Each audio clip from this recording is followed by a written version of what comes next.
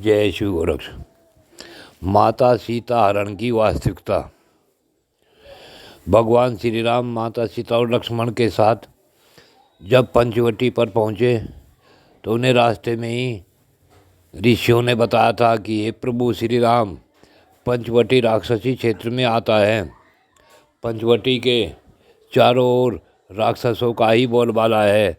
तो पंचवटी में कुटिया बनाने के बाद श्री राम ने लक्ष्मण से कहा कि इस स्थान पर अधिक सजगता के साथ हमें रहना पड़ेगा। तो लक्ष्मण ने अपने तप से अपनी दोनों कुटियाओं को एक बाण से प्रतिबंधित कर दिया। दोनों कुटियाओं के चारों तरफ बाण के द्वारा योग बल की तप क्रिया से एक रेखा खींच दी और भगवान राम से बोले, हे स्वामी मेरे बड़े भैया, मैंने कुटिया के चारों तरफ कुटिया की सीमा बनाकर जो रेखा खींची है उसे कोई भी मायावी राक्षस पार नहीं कर सकेगा। मैंने आज तक अपनी भक्ति को योग बल से बलवती कर रेखा खींची है। अब रात्रि में माता सीता से भगवान श्री राम बोले, हे प्रिय, आप मेरे साथ वन में आई हैं तो मेरा कर्तव्य बनता है कि मैं तुम्हारी रक्षा करूं। और मैं कहना चाहता हूं कि वन में आप अपनी शक्ति का प्रदर्शन नहीं करोगी और मुझ पर ही इस कार्य की जिम्मेदारी छोड़ दोगी। आप अपनी नारी मर्यादा में ही रहना है, दैविक शक्तियों को नहीं दिखाना। माता सीता ने हमें स्वीकार कर ली। जब रावण माता सीता का हरण करने के लिए चला तो उसने गेरुए वस्त्र धारण किए। तो रावण की पटरानी मंदोदरी बोली, हे नाथ, ये वस्त्र क्यों पहने? तो रावण ने बताया, मैं उन वनवासियों की पत्नी का हरण करने जा रहा हूँ। तो मंदोदरी बोली, हे स्वामी, जिस नारी के हरण करने के विचार से ही ये राजशाही वस्त्रों का त्याग हो गया तो सोचिए वह कितनी बड़ी सती होगी, जिसने लंका में आने से पहले ही आपको एक महाराजा से साधु बना दिया। हे स्वामी, आपको तो यह भी श्राप है कि अगर तुमने किसी भी सती नारी का सतीत्व भंग करने की कोशिश की तो आपकी मृत्यु हो जाएगी। रावण अट्टहास करता हुआ बोला, सती तो महलों की शोभा बढ़ाती हैं, वनों में नहीं भटकती, और मेरे सब कुछ याद है। अब मुझे रोक मत, अब मैं जा रहा हूँ, कहकर रावण पंचवटी में आ गया। जब रावण ने देखा कि मारीच दोनों भाइयों को काफ़ी दूर ले गया तो कुटी के बाहर जाकर अलख जगाई। तो माता सीता उस समय प्रभु भक्ति में लीन थी। रावण ने जैसे ही कुटी की सीमा में पैर रखने की कोशिश की तो लक्ष्मण रेखा के कारण वह सीमा में नहीं घुस सका। 3 बार कोशिश करने के बाद रावण ने जोर से आवाज़ लगाई, भिक्षाम देहि माता जी। तो माता सीता कुटी से बाहर आकर बोली, हे साधु, आप इधर आकर बैठ जाओ, मैं आपके लिए भोजन लाती हूँ। रावण ने जैसे ही सीता माता को देखा तो वह घबरा गया। रावण के याद आया कि जब महाशक्ति को लंका में लाया था तो महाशक्ति को नारद मुनि लंका में लाए थे तो उस महाशक्ति ने श्राप दिया था कि जब मैं नारी रूप धारण करके तेरे बंधन में आऊँगी तो तेरी मृत्यु बनकर आऊँगी। आज रावण को माता सीता के चेहरे पर उसी महाशक्ति का स्वरूप दिखाई देने लगा। तो रावण ने सोचा, यहाँ इस कुटिया में या इस देवी के साथ कोई तांत्रिक क्रिया या कोई आसुरी की विद्या कार्य नहीं कर सकती। इसे तो शाम दम दंड और भेद से ही अपने साथ लंका में ले जाया जा सकता है। रावण बोला, हे देवी, आप कौन है? यहाँ राक्षसों के क्षेत्र में क्या करने आई हो? तो माता सीता बोली, हे साधु, मैं महाराज जनक की पुत्री सीता हूँ, रघुकुल की पुत्र वधू हूँ। रावण बोला, हे देवी, आप यहाँ क्यों आई हो? इतनी दूर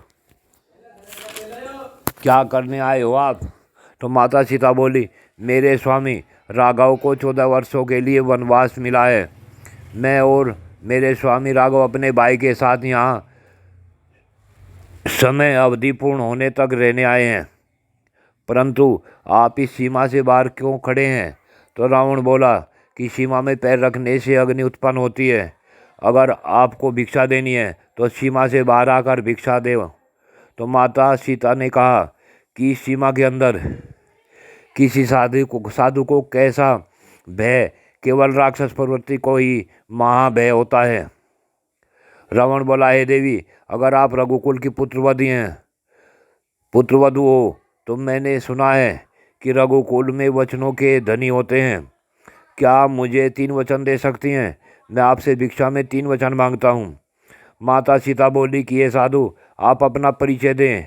यह तो मैं समझ चुकी हूँ कि आप कोई मायावी हैं। तो रावण बोला, अगर आप वचन भी नहीं दे सकती तो मैं वापस चला जाऊँगा।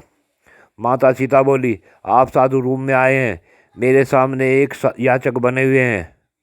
यहाँ कोई मायावी और आप कोई मायावी राक्षस भी हैं, क्योंकि मेरे स्वामी मेरे स्वामी ने रात्रि में बताया था कि खर और दूषण जैसे राक्षसों का वध करने के पश्चात हमारा सामना राक्षसों के अधिपति रावण से भी होगा।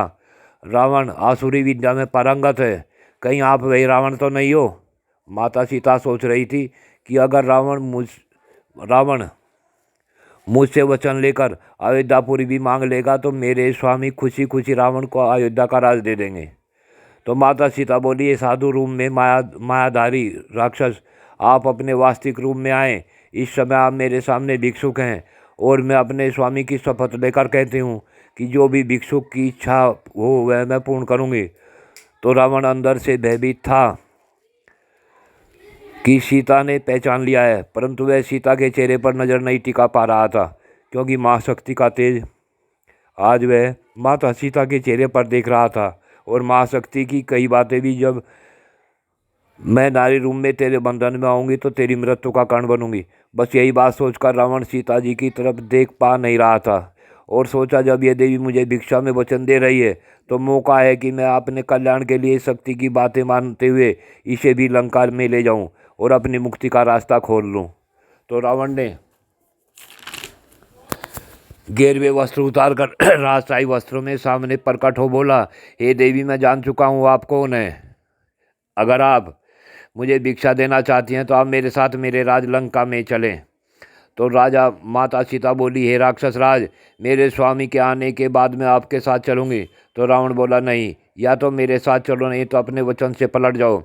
तो माता सीता की बोली, हम वनवासियाँ तो मैं किसी भी महल हवेली में तब तक नहीं जा सकती जब तक हमारे बनों के 14 वर्ष पूरे न हो जाएं। तो रावण बोला, हे देवी, मैं आपकी इच्छा के विरुद्ध कोई जगह नहीं ले जाऊंगा।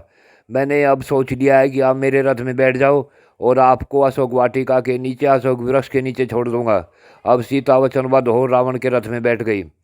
जब तक रथ पृथ्वी पर चला तो माता सीता शांत थी, परंतु जब रथ आसमान में उड़ा तो माता सीता घबराई और सहायता के लिए चिल्लाने लगी, क्योंकि सीता को पता था पृथ्वी पर तो श्री राम उसे ढूंढ ही लेंगे। परंतु जब आकाश मार्ग से रथ उड़ा तो सीता माता ने को लगा कि कहीं रावण को ढूंढ पाने में कहीं श्री राम असफल न रह जाएं। इसीलिए माता सीता घबराई हुई थी। जय श्री गोरक्ष।